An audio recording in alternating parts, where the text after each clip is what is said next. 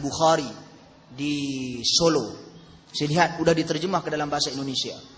Bagus juga buku itu. Tasfiyah wa tarbiyah. Jadi konsep tasfiyah dan tarbiyah jelas. Syekh Salim Aid Al-Hilali menyatakan di sini yang diartikan dengan at-tasfiyah. Kata beliau, "Inna hadhihi al-umur lan tatahaqqaq illa bi ruju'il muslimin ila islamihi al-musaffa min kulli dakhilin." Sesungguhnya urusan-urusan ini, urusan-urusan keagamaan, usaha-usaha mengembalikan manusia kepada agama yang asal, sama sekali tidak akan berjaya kecuali manusia-manusia umat Islam kembali kepada agamanya yang asal, yang suci daripada sebarang pemikiran-pemikiran, sebarang kemasukan-kemasukan, falsafah-falsafah, bid'ah-bid'ah, syirik-syirik dan segala-galanya. Suci, musaffa. Kalau sekarang ini ada air musaffa. Mungkin belum sampai di Indonesia. Harap-harap tidak sampai. Di Indonesia sudah ada air musaffa, air yang dibaca padanya tertentu, diruqyahkan dan sebagainya. Yang mana beberapa perkara yang perlu diselesaikan, syirik, khurafat dan sebagainya yang dilakukan. Ini Islam yang musaffa, Islam yang suci, yang bersih dari segala penambahan, bid'ah, syirik, munkar dan sebagainya. Jadi at-tasfiyah di sini membawa arti safa, suci, bersih. Bila kita katakan tasfiyah, as-salaf menjadikan tasfiyah sebagai wasilah untuk melakukan perubahan, untuk mengembalikan manusia yang kepada agamanya yang asal. Apa yang mereka lakukan? Menyucikan, penyucian, pemurnian Islam dari apa yang berbeza atau bercanggah darinya dalam seluruh aspek kehidupan. Ini yang dinyatakan oleh Syekh Ali Al-Halabi Al-Athari di dalam bukunya At-Tasfiyah wa Tarbiyah. Cuci, murnikan agama Islam ini. Pada hari ini bukan agama itu yang silap, sikap manusia yang beragama itu yang silap. Sucikan, murnikan sikap-sikap mereka dalam beragama, dalam seluruh aspek kehidupan. Tuan-tuan dan puan sekalian, kita bekerja. Adakah kerana kita bekerja, kita meninggalkan Islam di rumah? Adakah kerana kita ingin berniaga, kita meninggalkan Islam di rumah? Adakah kita ini keluar bercuti, kita meninggalkan Islam di rumah? Adakah kita ini pergi makan di kedai, kita tinggalkan Islam di rumah? Tidak. Islam sentiasa bersama-sama dengan kita. Apabila Islam bersama-sama dengan kita, tuan-tuan dan puan sekalian, cara perlaksanaannya perlu ada.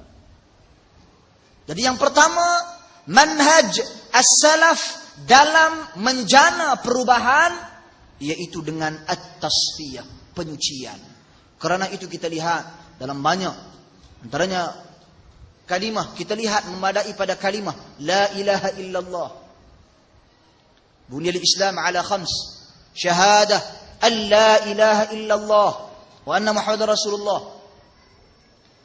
Maksudnya dibina Islam itu atas 5 perkara.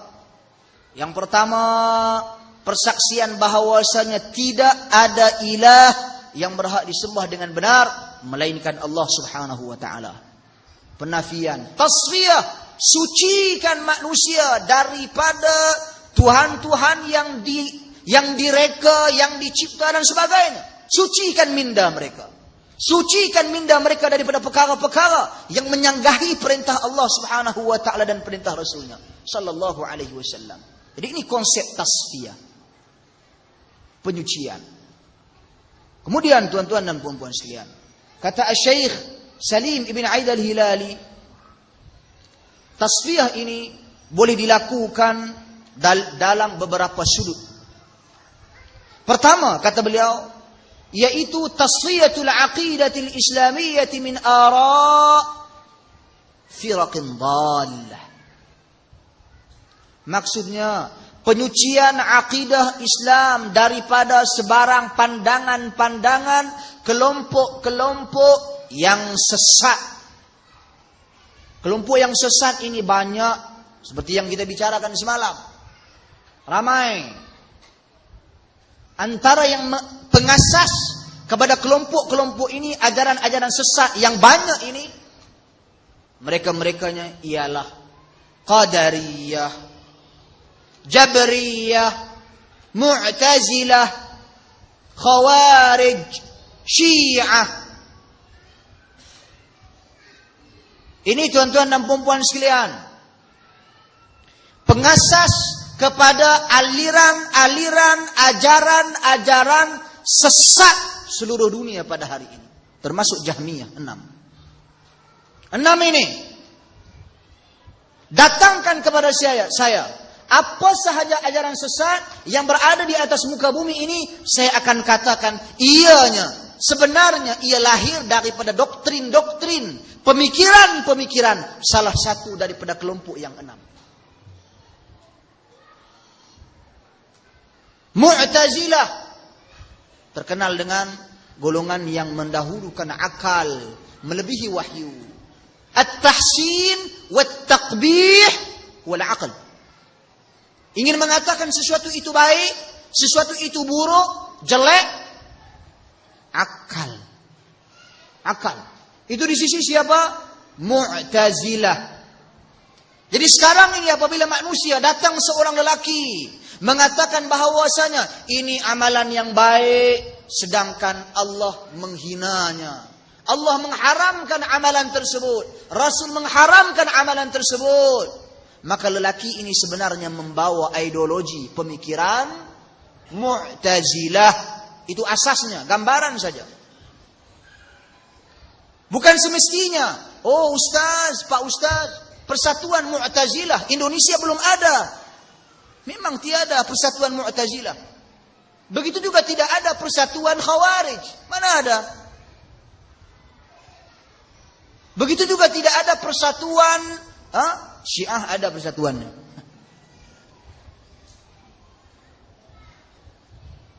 Murji'ah, Qadariyah tidak ada, tetapi ideologinya, pemikirannya ada. Seperti pada hari ini muncul golongan-golongan liberal. Itu apa itu? Murji'ah. Apa itu Murji'ah? Golongan-golongan yang membezakan antara iman dengan amal. Menyatakan amalan tidak memberi kesan kepada iman. Kamu lakukan apa sahaja, kamu lakukan maksiat, kamu lakukan perkara mungkar, iman kamu tetap ada, tidak berubah. Siapa itu? Murji'ah. Murji'ah. Ada atau tidak? Ada pemikiran itu.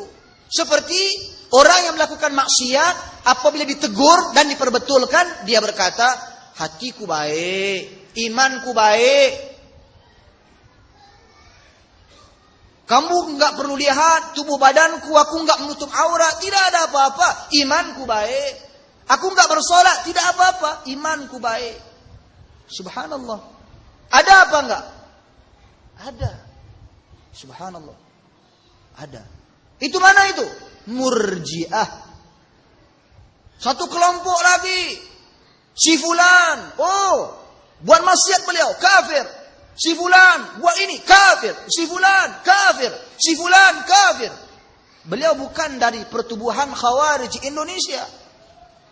Tidak.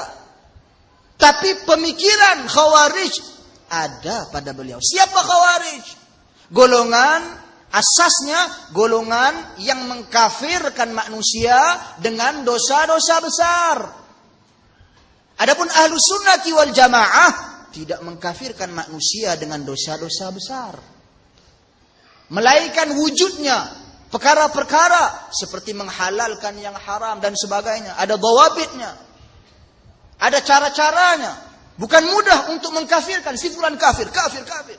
Kita bukan persatuan mengkafirkan manusia. Tidak. Mengkafirkan manusia bukan berada di tangan ini. Di bibir.